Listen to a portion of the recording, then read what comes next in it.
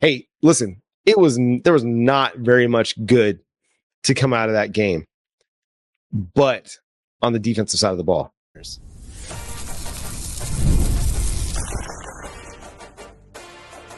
You are Locked On Sooners, your daily podcast on the Oklahoma Sooners. Part of the Locked On Podcast Network, your team every day.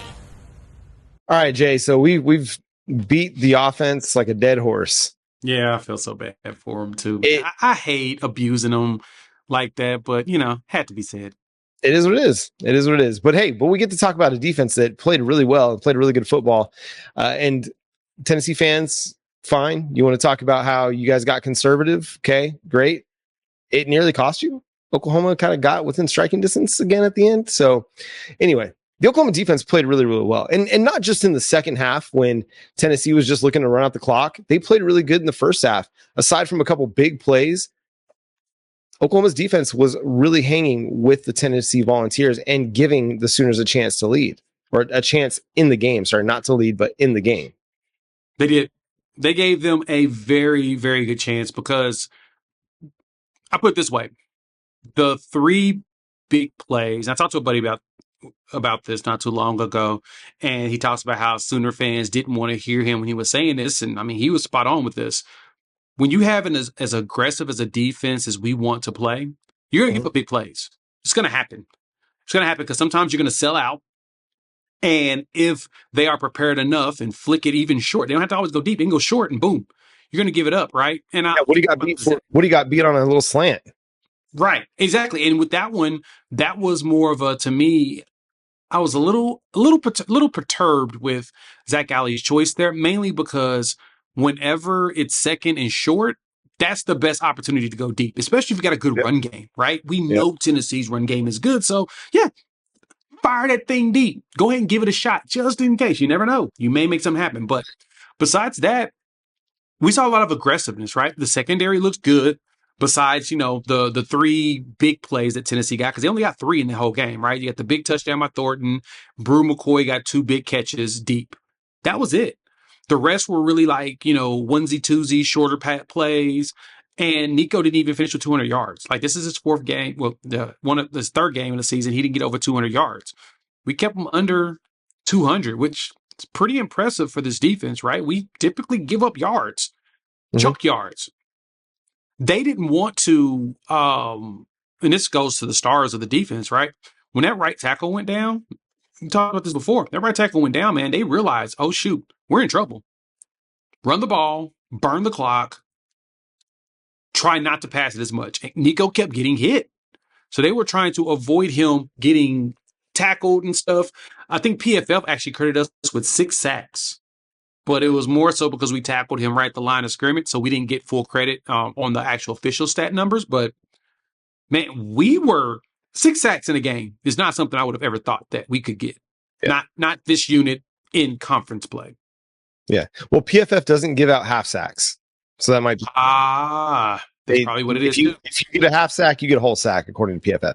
But, no, the pressure game was really good. I mean, they kept Nico under pressure, in a lot of ways. He didn't have a lot of opportunities just sit back there and diagnose. He had to be quick with the ball out of his hands as well.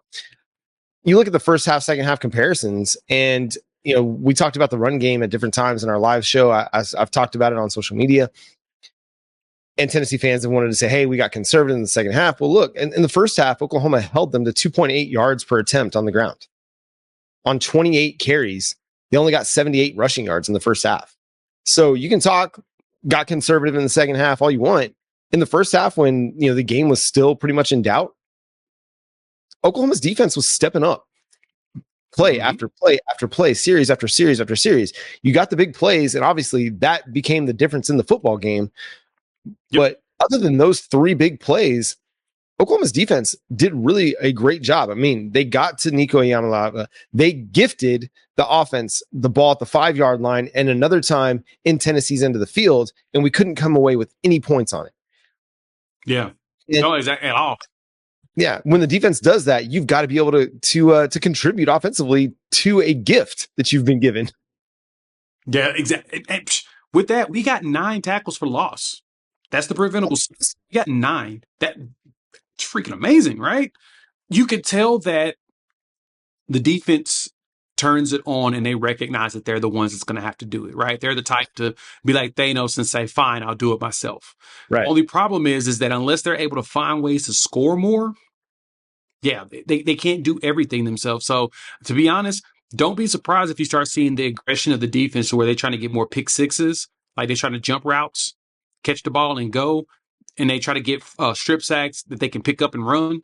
Don't be surprised if they start doing that more. Now, that means that we won't get as many, right? You may see some busted plays more often, but it looks like for them, it's about, hey, somebody's got to score.